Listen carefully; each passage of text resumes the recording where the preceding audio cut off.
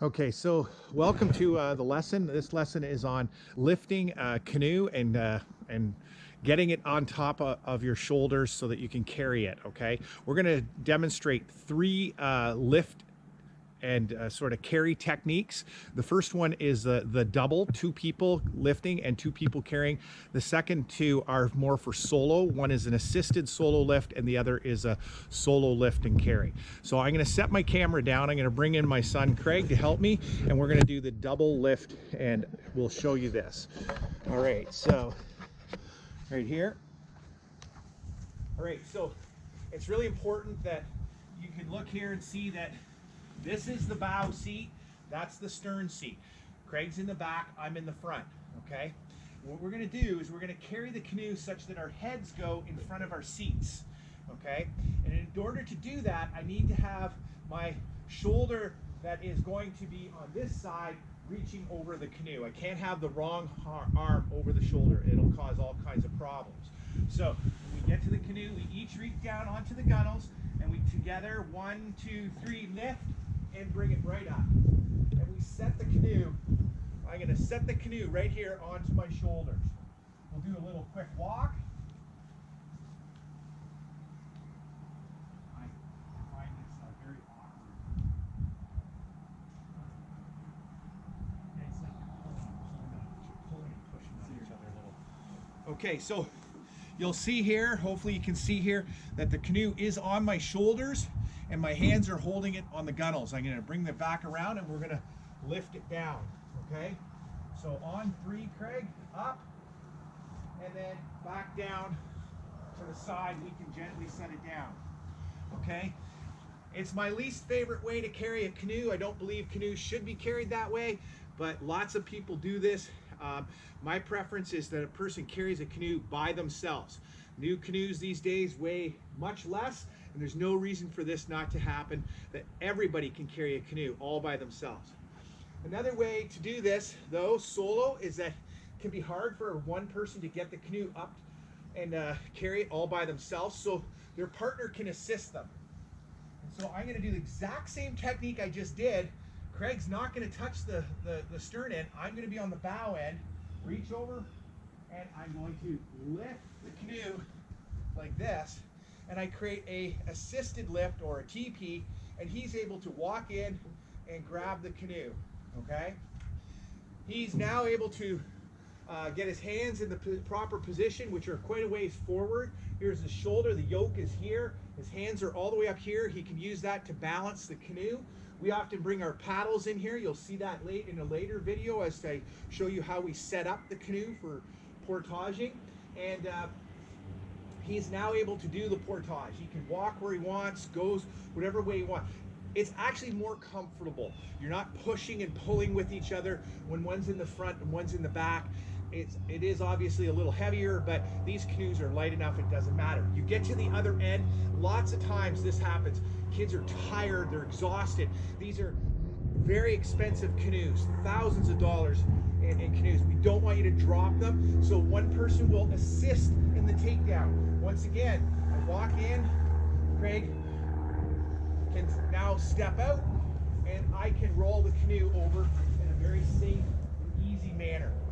That works really, really good, okay? So there's 2 ways that you can lift and carry the canoe, one double, one solo. Now, it doesn't seem right that we actually need a second person to do this. We can do it all on our own. So I'm going to show you a solo lift of the canoe. So Craig, if you don't mind grabbing the camera and zooming in, coming in a little bit here. Okay, so I want to do this all by myself, all right? Maybe it's better if you're actually on this side, because that's the forward side. I'm going to carry the canoe in the direction that the canoe would paddle. Bow seat there, stern there. I have to because the yoke is faced like this. I can't put my neck in here. I got to put my yoke the direction that I'm going to paddle, okay? You should be able to see that. It's quite a curve on there. Deep, they call these a nice deep dish yoke, okay? Now what I'm going to do is I'm going to lift the canoe like this, okay? Greg's going to come around and he's going to come back in just a second, because this is the easy part. The next step, nice wide stance. I got my legs probably a good 6 inches wider than my shoulders, okay? and I'm going to take the canoe and bring it up onto my thighs, or my thighs is really where I'm holding it. I got my hand here. Now, it's really important that I have this hand, my lead hand, has to be on the far side.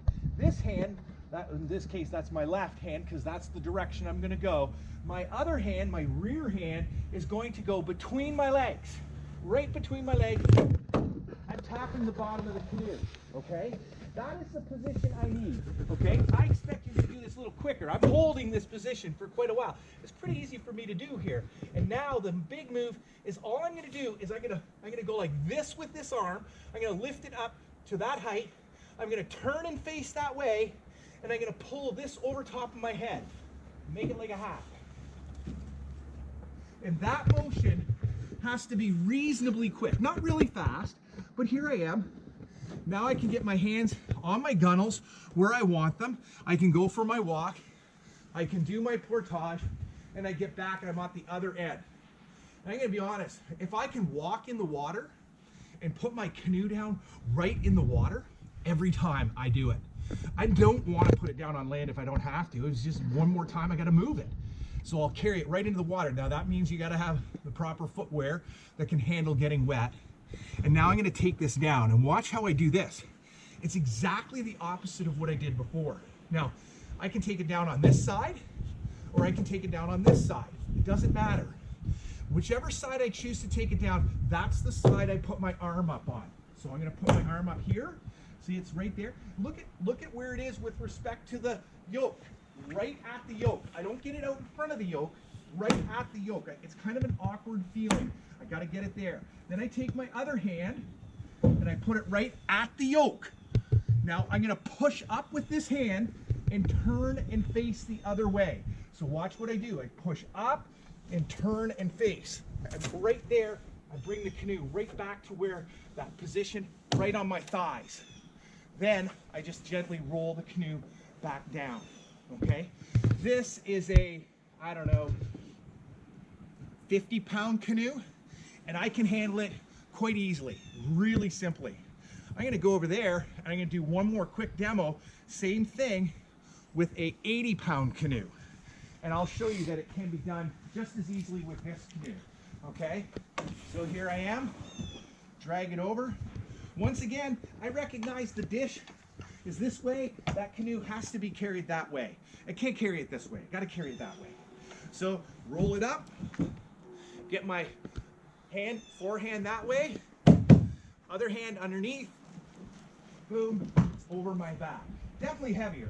This is a pig of a canoe, but once it's up here, it really doesn't feel much different than the other canoe. I mean, I've seen guys go for a jog. You know, they can run around with this thing on. Not a problem, okay? Now it's ready to take it off. Bring my hand, put it here, push up, down, and gently put the canoe back on the ground. There you go, guys. Lift and carry a canoe. Pretty easy when you know the right technique. That said, if you don't do the right technique, it can be a real challenge.